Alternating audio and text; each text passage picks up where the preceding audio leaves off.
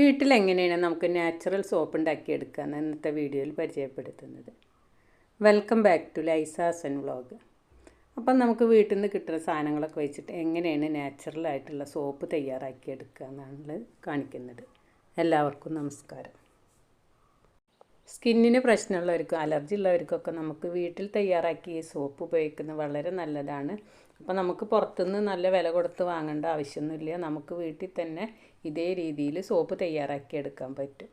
അപ്പോൾ എങ്ങനെയാണ് സോപ്പ് തയ്യാറാക്കുന്നതെന്ന് കാണാം.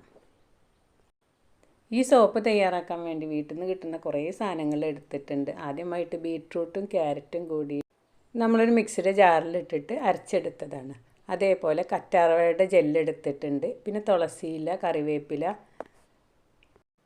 പനിക്കൂർക്ക ഇല, ആര്യവേപ്പില എല്ലാം ചേർത്താണ് നമ്മൾ ഈ സോപ്പ് തയ്യാറാക്കിയിട്ടുള്ളത്. നമ്മൾ നാച്ചുറലായിട്ടുള്ള ഈ സോപ്പ് തയ്യാറാക്കുമ്പോൾ ഇതിന് ആവശ്യമുള്ള സാധനങ്ങളൊക്കെ നമ്മൾ മുന്നേ തന്നെ റെഡിയാക്കി വെക്കണം. എന്നാലാണ് നമുക്കിത് പെട്ടെന്ന് റെഡിയാക്കി എടുക്കാൻ പറ്റുള്ളൂ. നാച്ചുറൽ സോപ്പ് തയ്യാറാക്കുമ്പോൾ നമ്മൾ സോപ്പ് ബേസ് ഉപയോഗിക്കുന്നില്ല. ശുദ്ധമായ വെളിച്ചെണ്ണയിലാണ് ഈ സോപ്പ് തയ്യാറാക്കി എടുക്കുന്നത്. അതേപോലെ ടാൽക്കം പൗഡർ ചേർക്കുന്നതിൻ്റെ കൂടെ കടലമാവാണ് കൂടുതലായും ചേർക്കുന്നത്. ഈ സോപ്പ് തയ്യാറാക്കുമ്പോൾ പകുതി ടാൽക്കം പൗഡറും അതേപോലെ പകുതി കടലമാവും കൂടെയാണ് നമ്മൾ ചേർത്തിട്ടുള്ളത്.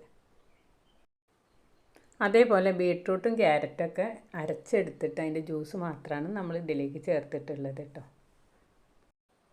അതുപോലെ തന്നെയാണ് കറ്റാർവാഴയുടെ ജെല്ലും നമ്മൾ മിക്സിയിലിട്ടിട്ട് അരച്ചെടുത്തിട്ട് തന്നെയാണ് ചേർത്തിട്ടുള്ളത്. പിന്നെ നമ്മുടെ ഐഡിയ വെച്ചിട്ട് നമുക്ക് ഏത് രീതിയിലും വേണമെങ്കിൽ ഇതേപോലെ നാച്ചുറൽ സോപ്പ് തയ്യാറാക്കി എടുക്കാൻ പറ്റും. അതുപോലെ നമ്മൾ ആര്യവേപ്പില ഉണങ്ങിയിട്ട് അത് പൊടിച്ചെടുത്തിട്ടാണ് നമ്മൾ ഇതിൽ ചേർത്തിട്ടുള്ളത് കേട്ടോ. നമ്മൾ ഈ അടിച്ചെടുത്തിട്ടുള്ള ചേരുവകളെല്ലാം നമ്മൾ നന്നായിട്ടൊന്ന് അരിച്ചെടുത്തതിന് ശേഷം ചേർക്കാവും കൂടുതലായിട്ടും നല്ലത്. ഇതെല്ലാം അരിച്ചെടുത്തതിന് ശേഷം കറിവേപ്പിലയുടെ പൗഡറാണ് കേട്ടോ നമ്മളിതിലേക്ക് ചേർത്ത് കൊടുത്തിട്ടുള്ളത്. എന്നിട്ട് ഇതെല്ലാം നന്നായിട്ട് ഇളക്കി യോജിപ്പിച്ചിട്ട് വേണം നമ്മൾ സോപ്പ് തയ്യാറാക്കാൻ വേണ്ടി എടുക്കാൻ.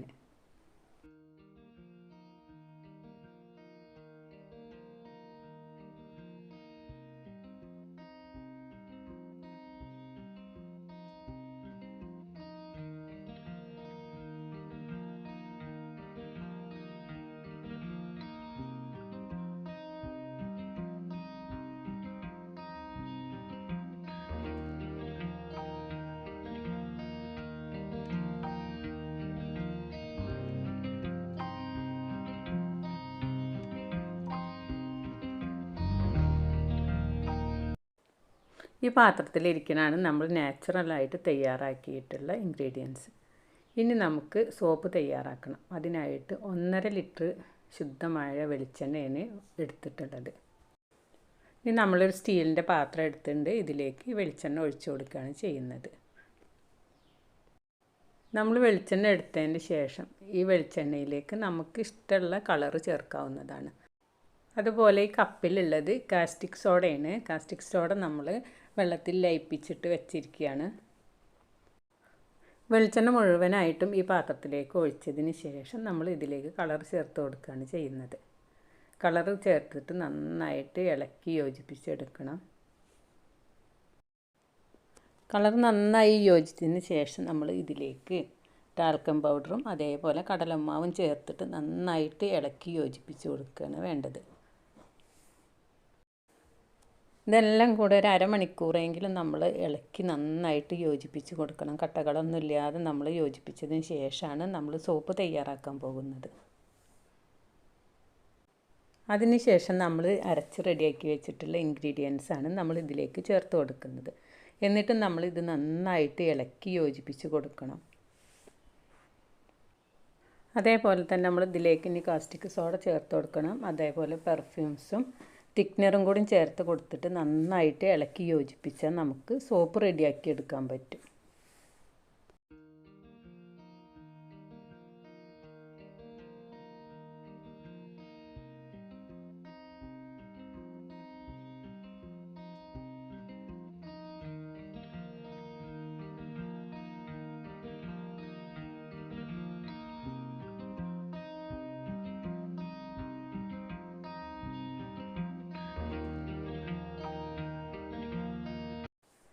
തിക്നർ ഒഴിച്ചതിന് ശേഷം പെട്ടെന്ന് തന്നെ നമ്മൾ മോൾഡിലേക്ക് ഒഴിക്കണം, അല്ലെങ്കിൽ സോപ്പ് പെട്ടെന്ന് സെറ്റായി കിട്ടും. അതുകൊണ്ട് തന്നെ ഇത് പെട്ടെന്ന് നമുക്ക് വീഡിയോ എടുക്കാൻ വിട്ടുപോയി. അപ്പോൾ സോപ്പ് നമുക്ക് പെട്ടെന്ന് തന്നെ സെറ്റായിട്ട് കിട്ടിയിട്ടുണ്ട്. ഇനി ഇത് കുറച്ച് ദിവസം ഉണക്കാൻ വേണ്ടി വെക്കണം. ഒരു 15 ദിവസമെങ്കിലും ഉണങ്ങിയാലാണ് നമുക്ക് സോപ്പ് നന്നായിട്ട് ഉപയോഗിക്കാൻ പറ്റുള്ളൂ. നമ്മളിതിൽ 2 തരത്തിലുള്ള സോപ്പ് തയ്യാറാക്കിയ വീഡിയോയാണ് ഉൾപ്പെടുത്തിയിട്ടുള്ളത്. ഈ കാണുന്ന സോപ്പ് നാച്ചുറലായി തയ്യാറാക്കിയ സോപ്പാണ്.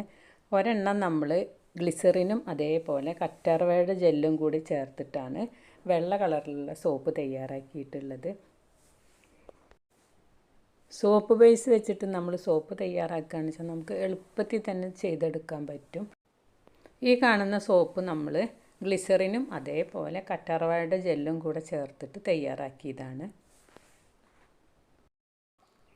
നാച്ചുറലായിട്ടുള്ള സോപ്പ് നമുക്ക് നമ്മുടെ വീട്ടിൽ എളുപ്പത്തിൽ തന്നെ തയ്യാറാക്കി എടുക്കാൻ പറ്റും. സോപ്പ് ബേസ് കൂടെ ആണെങ്കിൽ വളരെ എളുപ്പത്തിൽ തയ്യാറാക്കാൻ പറ്റും.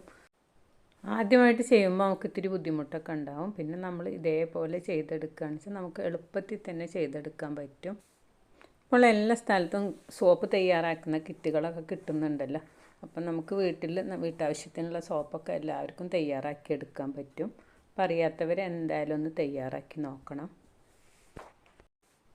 ഒരിക്കലും രീതിയിൽ സോപ്പ് തയ്യാറാക്കിയെന്ന് വെച്ചാൽ നമ്മുടെ ആവശ്യത്തിനുള്ള സോപ്പ് നമ്മൾ തന്നെ തയ്യാറാക്കി എടുക്കും.